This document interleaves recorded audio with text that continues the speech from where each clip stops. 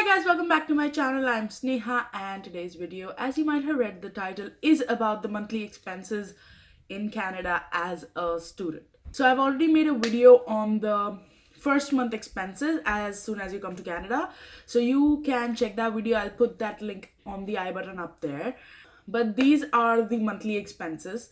These are not the first month expenses. So you all obviously have to spend a lot more in the first month than you do every month.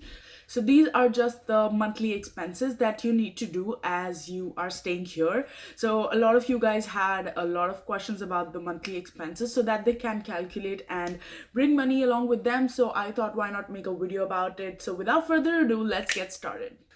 So the first expense every month that you have to pay is your rent, and that is the biggest one. So your rent can vary from $350 to about $500, and I would really tell people to not spend more than $500 or $550 on the rent, because then you won't have any money left if you don't choose to do a job. Then you don't have a lot of money left if you even pay $500. So if you come here and you're starting out and you're starting as a student here, you should not spend more than $500 or $550 per month. Actually, $550 is also way too much. The maximum, that too in the case of emergency, should be just $500. Yeah, otherwise lesser than that as you're starting out. So once you have your finances in check, you can get yourself a better place to live or a more costlier place to live. But once you're starting out, I would highly recommend to get anything and everything below $500 as accommodation. So first is that expense. So I'm going to be calculating everything as I go along. So the first thing is the rent. That is about $450 for me. I'm just taking it as $450, and then I'm going to be adding more into it. All right. And then the second thing is your transit pass. So the transit pass, the way you travel here is by subway, that is the transit train. So you need that pass for sure, because anyways, if you get a weekly pass or whatever, you have to go to college at least 4 days a week, right? Or maybe 3 days a week. So you anyways need that pass. And also to go anywhere in the city, you need transit. You need to go by the bus or by the subway or by the streetcar. You anyways need your pass.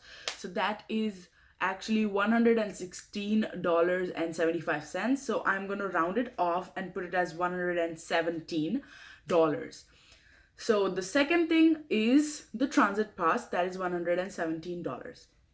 Now the third thing is the phone bill. So a phone bill can vary from about $65 to $100.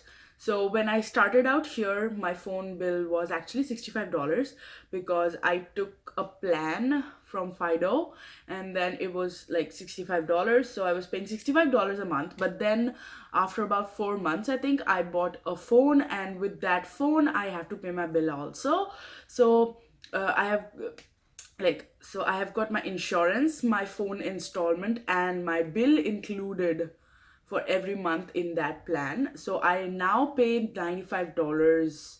Yeah, $95 a month. So $95. So let's say 100 approximately for me with taxes. So if I take the maximum amount, so everyone does not buy a phone as soon as they come or even after months. So if you don't buy a phone, if your phone bill is like $50, good for you. But mine is 95, so I'm going to be taking 100 into account for that, taking the maximum amount. So these three things are the basic necessities for you to run your life here. So those three big things are like the biggest chunk of the expenses every month that you have to pay. So if I add all of those, it is approximately $667 per month. So now if you think about stuff, the GIC that we get every month is $674. So you just have $7 left to eat. So it is expensive to live here. It is. So if you are not saving up on your first month GIC, and if you're not doing a job, it is going to be a task for you if your expenses are this much. Like, obviously you can save $50 on your phone bill, for sure you can, but I am not. So I'm just telling you how it is. So now two more things that you should take into account is grocery. Obviously you have to eat something to live. So grocery, approximately $80. I am taking the least. So if you spend the least amount, you might spend $40 to $50 a month. Like, least, you're just living on the bare minimum. So it is $40 to $50 a month. And the highest you can go is $150 as a student. Obviously you don't have a lot of space to even keep that kind of grocery, so $100 to $150. So I'm just taking the middle average of it.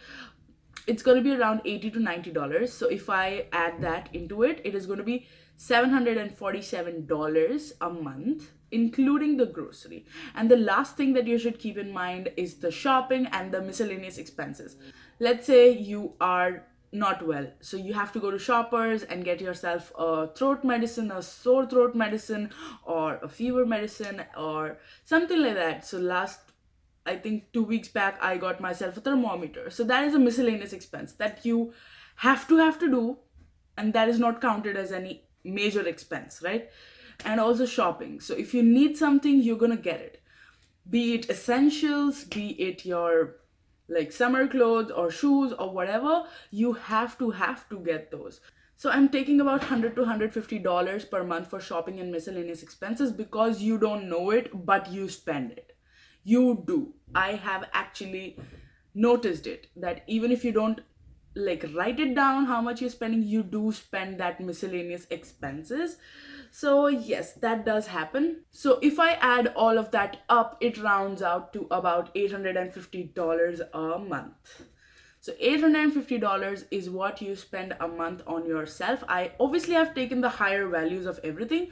It depends on person to person. Everything depends on person to person. You might not get $80 grocery, or you might not get grocery at all because you get food from your college, or you might be living with your relatives. You might not have to spend a lot, but I'm just telling you what is my scenario. How much do I spend on my grocery, phone bill, rent, transit, miscellaneous expenses? And you might not shop at all. So it depends on person to person, but on an average, the expense that you actually have per month is this. So yeah, I hope you like this video, and if you did, then please do not forget to give this video a big thumbs up and also subscribe to my channel, and I'll see you guys next time with my next video.